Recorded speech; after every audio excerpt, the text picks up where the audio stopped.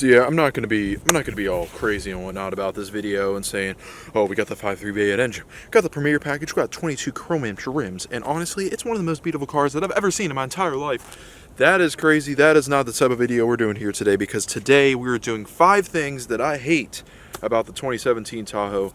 And also, I didn't just pull this off the dealership lot and it's not all cleaned up and whatnot and beautiful and all. It's a little bit dirty, and it's a real world situation car, and been driving it for a little bit here and there. So let's borrow it from the La Familia. So let's do a real world 5 things I hate about the truck, car, SUV, whatever you want to call it. Tahoe's come a long way, if you see from what it looked like back in the 90s, 2000s.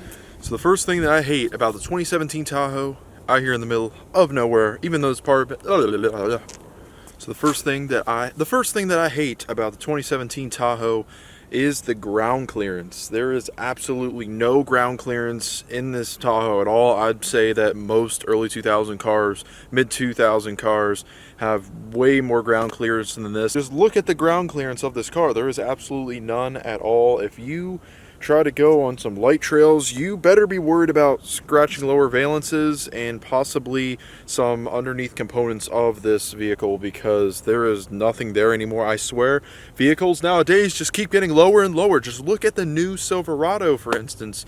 It is so low to the ground, and honestly, it's something that I don't like. And it's for aerodynamics. It makes sense, easier to get in, it's better for fuel economy, and well, some people say that lowering vehicles is an appeal, but to me, no. Oh no, they're coming back.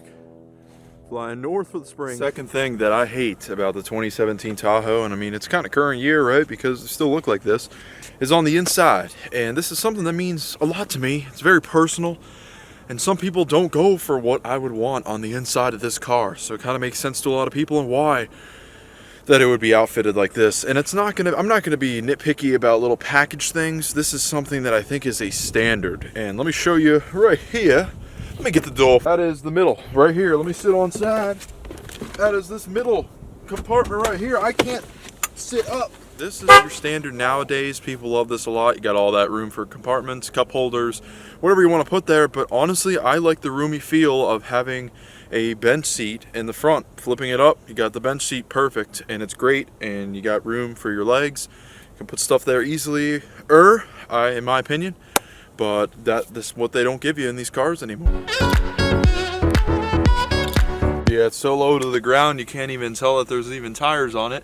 But next thing that I hate about the 2017 Tahoe is the headlights. Now you could say, well, what can you hate about these headlights? Look how cool these things look. They have a body line right there, and you got the projector headlights there, and I'm thinking that they aren't retrofit, but I'm not really sure.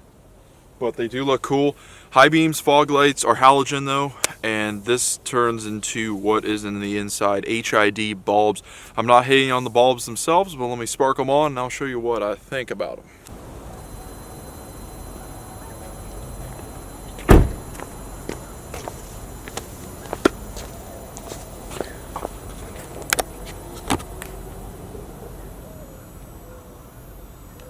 They are HIDs, I did look them up.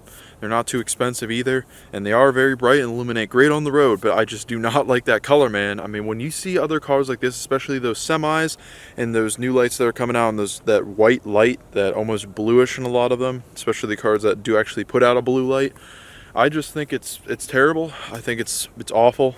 It's not good for the environment of when it comes to animals, which are, you know, the best. And then we got the cars right here, which they should not be putting out that light. You can actually get a brighter output of light from the 4300 OEM color spectrum that is better. And what I've got on my Silverado truck, if you see those videos and the new headlights, this is actually not brighter. It is perceived as brighter because it produces more glare and it hurts your eyes more. So you're like, oh, that's brighter. It's going to be better on the road. It's actually better to have around 4500K, which is still that warm light, and it's better for people when it comes to sleep patterns, and it's actually better for skin as well. So there you go. But I do think it's cool. It's this new light look. It matches the color of the car basically right there. But when it comes to actual long-term use and the well-being of the person, I think they should give the option to, well, go back with that 4300K in an LED or an HID, which They should be able to give you that brightness, and not have to be in this color. Next thing that I hate about the 2017 Tahoe is once again on the inside of the car. Let's get on in right now. Sitting inside the Tahoe, and yes, I'd admit it is pretty nice in here. You got some nice window tint. Visibility is pretty good in the front. You got some nice controls in here. The sound system is great. But a thing that I don't like is the rear visibility. As you can see, just sitting right here, this is what I'm looking at from the rear, and you can see just the amount of space. Even with the seats down, when the seats are up, it's a lot worse.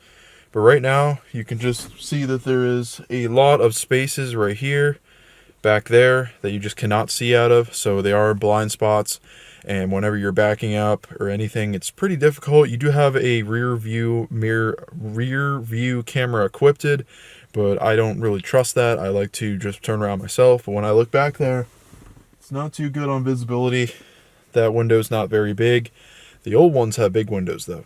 As you can see, with the seat up on the one side, you have no visibility with that back window at all.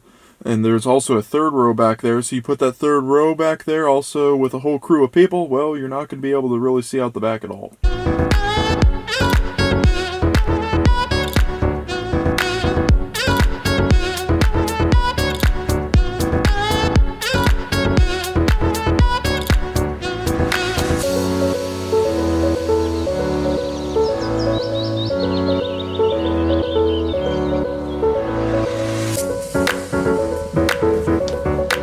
Yeah, the last thing is just going to be a bundle of really the last thing I hate about the Tahoe, and that is the re-image of what it really was. Because I pictured it as the old days where you picked a Tahoe up. It was something that you could hang out with your friends, your family, go wherever, and then take it off-road and stuff like that.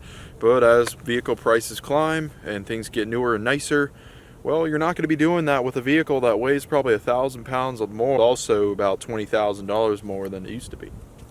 Also, we lost a lot of things, like 4Low is not inside the vehicle anymore. The vehicle comes with a lot of chrome. You're also outfitted with giant rims that you can now buy. Of course, you could probably option some things away, but as you can see where the market is going and where the market was, the Tahoe is a completely different animal now, and it's solely meant to be an on-road beast.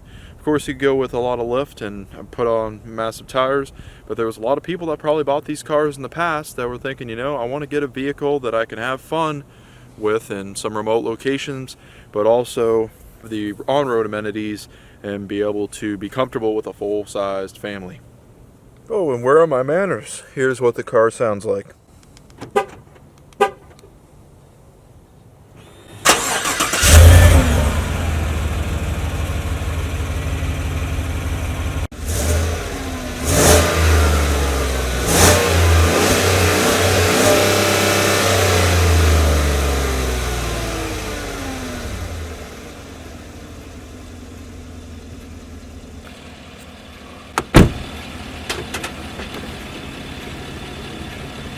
And that's 5 things I hate about the 2017 Tahoe. Ta-ta for now.